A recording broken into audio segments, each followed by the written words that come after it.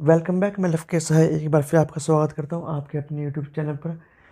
तो चलिए स्टार्ट करते हैं अपने फर्स्ट क्वेश्चन से। ये आपका प्रीवियस वीडियो का लास्ट क्वेश्चन था। आपका फर्स्ट क्वेश्चन है, संज्ञानात्मक विकास निम्न में से किसके द्वारा समर्थित होता है? अब आपको बताना किसके द्वारा समर्थित होता है।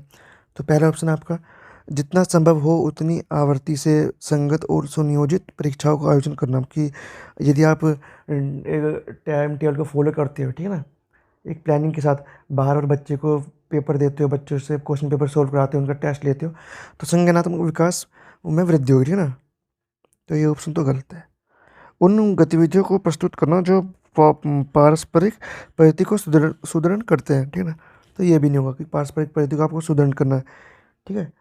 थर्ड ऑप्शन आपका, एक समृद्ध और विविधतापूर्ण वातावरण उपलब्ध कराना। यदि आप बच्चे को ऐसा इन्वायरमेंट दे रहे हो जिसमें बच्चा नई नई चीज़ें सीख रहा है, समझ रहा है, ठीक है, तो ये सबसे अच्छा होगा।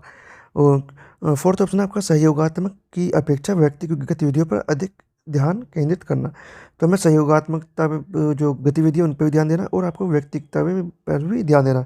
लेकिन यदि कोई बच्चा गतिविधि करता है अकेले, तो उसमें बच्चा कम सीखता है, और यदि सहयोग करके सीखता है तो उसमें जो बच्चा ज़्यादा चीज़ें समझता है, सीखता है, ठीक है। तो यहाँ पर आपका जो थर्ड ऑप्शन है वो ठीक है और सभी गलत हैं आपके। नेक्स्ट क्वेश्चन आपका, चिंतन के संदर्भ में निम्नलिखित कथनों पर विचार कीजिए। पहला है आपका, चिंतन का संबंध वास्तविकता से होता है। दूसरा ऑप्शन है आपका, चिंतन तर्क प्रधान होता है। बिल्कुल ठीक, हम तर्क वितर्क करते हैं ना, और वास्तविकता से रिलेटेड होता है।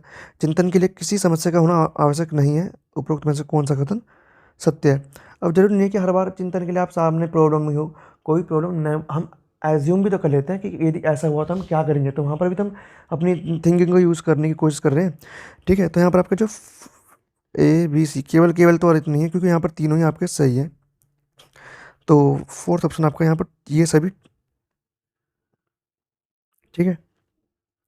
नेक्स्ट क्वेश्चन आपका, मानसिक योग्यताओं में विभिन्नता के अंतर्गत किस कथन को सम्मिलित नहीं किया जा सकता?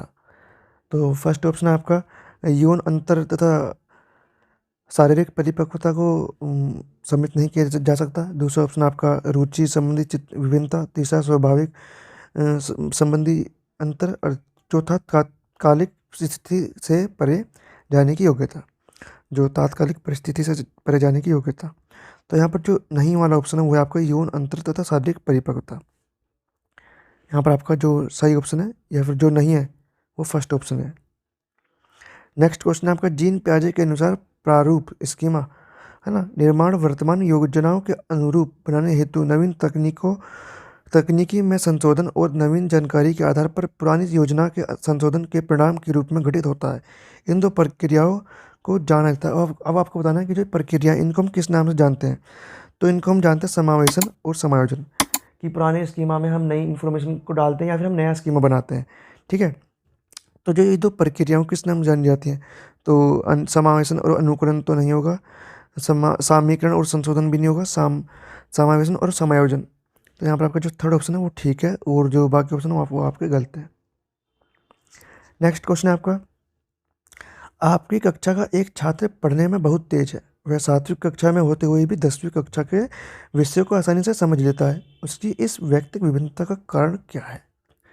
अब आपको बताना है इसका कारण क्या हो सकता है। पहला, उसका विशिष्ट शारीरिक विकास, उसका विशिष्ट संज्ञानात्मक विकास, उसका विशिष्ट संवेगात्मक, और उसका विशिष्ट सामाजिक। तो सामाजिक भी नहीं होगा, संवेगात्मक भी नहीं होगा, और शारीरिक भी नहीं होगा।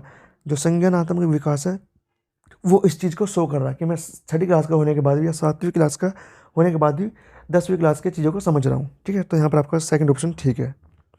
नेक्स्ट क्वेश्चन है, किसने सबसे पहले परीक्षण का निर्माण किया? तो आपको पता होना चाहिए, बहुत कॉमन क्वेश्चन है ये। पहला, डेविड वेसलर। दूसरा, एल्फ्रेड बिने। तीसरा है आपका चार्ल्स एडवर्ड स्पीयरमैन। और फोर्थ है रॉबर्ट स्टर्नबर्ग। तो यहाँ पर जो आपका सेकंड ऑप्शन है एल्फ्रेड बिने, वो ठीक है, ठीक है। नेक्स्ट क्वेश्चन आपका, निःशुल्क एवं अनिवार्य शिक्षा का अधिकार 2009 में अनिवार्य शब्द का अर्थ है। अब आपको अनिवार्य शब्द का मतलब बताना है यहाँ पर इस क्वेश्चन में। पहला, दंडात्मक कार्य से बचने के लिए अपने बच्चों को विद्यालय भेजने के लिए अभिभावकों पर अनिवार्य रूप से जोर डालना। देखो, हमें बच्चों पर मतलब पेरेंट्स पर जोर नहीं डालना। अनिवार्य शिक्षा सतत परीक्षण के माध्यम से प्रदान की जाएगी। तो कंटिन्यूस एग्जामिनेशन से अनिवार्य शिक्षा, तो ये भी गलत है आपका। थर्ड ऑप्शन आपका केंद्र सरकार दाखिले, उपस्थिति और प्रारंभिक शिक्षा की पूर्णता को सुनिश्चित करेगी, ये नहीं हो सकता आपका ऑप्शन, डाउट है ये। और फोर्थ ऑप्शन आपका उचित सरकारें दाखिले, उपस्थिति और प्रारंभिक शिक्षा की पूर्णता को सुनिश्चित करेगी, तो सुनिश्चित करेगी दोनों ऑप्शन उचित सरकारें, मतलब जरूरी नहीं है कि हर बार हर राज्य की जो शिक्षा है उसका जो है संबंध अब केंद्र सरकार करेगी। जो उचित सरकार जो उस राज्य की सरकार होगी वही तो इस चीज़ पर काम करेगी, ठीक है ना। तो यहाँ पर इसलिए आपका फोर्थ ऑप्शन ठीक होगा। नेक्स्ट क्वेश्चन आपका सह शैक्षणिक क्षेत्रों में निष्पादन के आधार पर शैक्षिक क्षेत्रों में निष्पादन के स्तर को बढ़ाने का औचित्य स्थापित किस आधार पर किया जा सकता है। देखो, यदि सह शैक्षिक मतलब जो को करिकुलम जो एक्टिविटीज़ होती है ना, और करिकुलम एक्टिविटीज़, को करिकुलम एक्टिविटीज़ आपकी वो होती है जिसमें आप प्ले खेलते हो कूदते हो, मतलब है ना, आप वो काम करते हो जो आपके पढ़ाई से अलावा है, ठीक है ना, क्लासरूम के अलावा जो आप काम करते हो वो आपकी को करिकुलम एक्टिविटीज़ में आता है, ठीक है।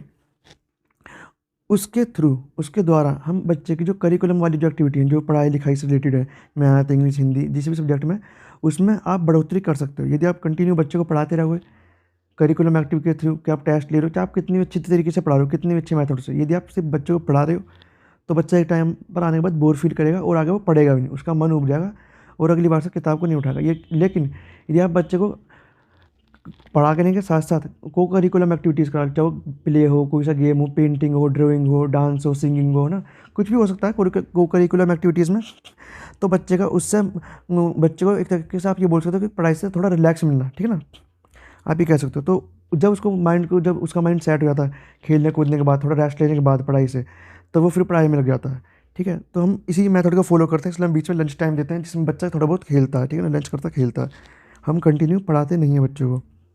तो यहाँ पर इसका आधार किया जा सकता है, या यहाँ पर जो आपको 4 ऑप्शन दे रखे हैं, आपको बताना है यहाँ पर कौन सा ऑप्शन सही है।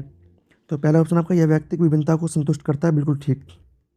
यह हर बच्चे की जो व्यक्तिगत विभिन्नता है उसे संतुष्ट करता है। कोई बच्चा किसी की 4 बच्चे यदि सेम गेम खेल रहे हैं तो ज़रूरी नहीं है कि 4 बच्चे से गेम खेलने के बाद एक ही सब्जेक्ट में अच्छे बने, ठीक है।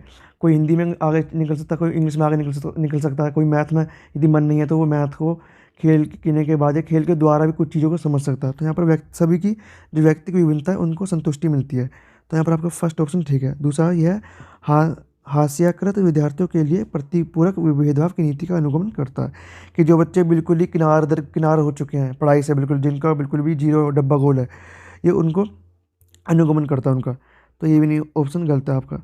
यह सार्वभौमिक धारणा को सुनिश्चित करता है, गलत, ये तो नहीं है, ऐसी कोई धारणा थोड़ा है।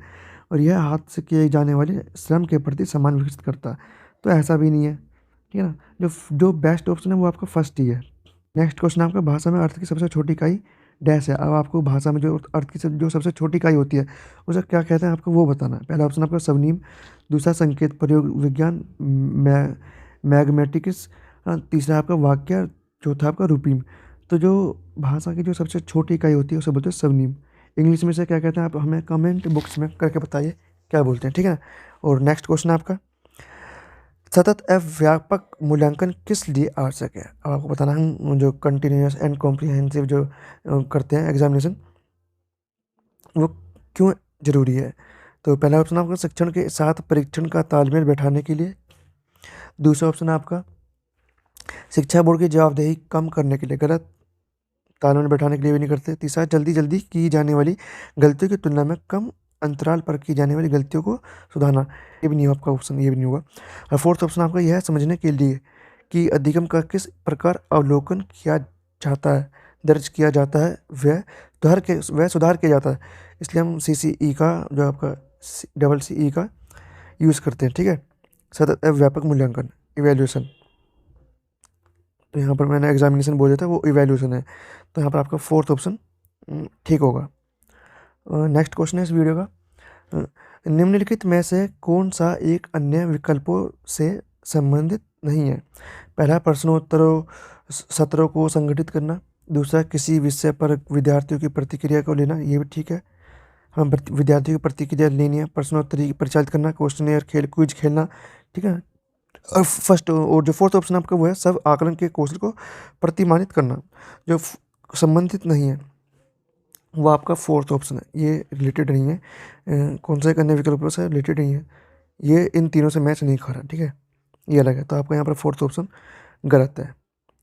लास्ट क्वेश्चन है इस वीडियो का, प्रगतिशील शिक्षा के संदर्भ में निम्नलिखित में से कौन सा कथन असत्य है? अब आपको गलत बताना है। पहला है आपका, प्रगतिशील शिक्षा के अंतर्गत अनुशासन बनाए रखने के लिए बाकी की स्वाभाविक प्रवृत्तियों को कुंठित करना अनुचित माना जाता है। दूसरा है, प्रगतिशील शिक्षा के छात्र का विशेष महत्व है, शिक्षक का नहीं। प्रगतिशील शिक्षा में छात्र का विशेष महत्व है और टीचर का नहीं। तो यहाँ पर ये ऑप्शन तो गलत है, शिक्षक नहीं, टीचर का भी यार इंपॉर्टेंस होती है, ऐसी बात नहीं कि नहीं होती। थर्ड ऑप्शन आपका, प्रगतिशील शिक्षा पारंपरिक शिक्षा की प्रक्रिया का परिणाम है। और फोर्थ ऑप्शन है आपका, प्रगतिशील शिक्षा में इस बात पर जोर दिया गया है कि बालक को जो शिक्षा दी जाए वह मानसिक क्रियाओं की विभिन्न दशाओं के अनुसार हो। तो यहाँ पर आपका जो सेकंड ऑप्शन है वो ठीक है, ठीक है। तो आज इस वीडियो में हमने आपके चाइल्ड डेवलपमेंट के 10 से 12 क्वेश्चन कर रहे हैं। यदि आप किसी भी टीचिंग एग्जाम की तैयारी कर रहे हैं तो हमारे चैनल को सब्सक्राइब करें ताकि आप उस पर्टिकुलर एग्जाम में ज़्यादा से ज़्यादा स्कोर कर सकें। तो चलिए मिलते हैं नेक्स्ट वीडियो में।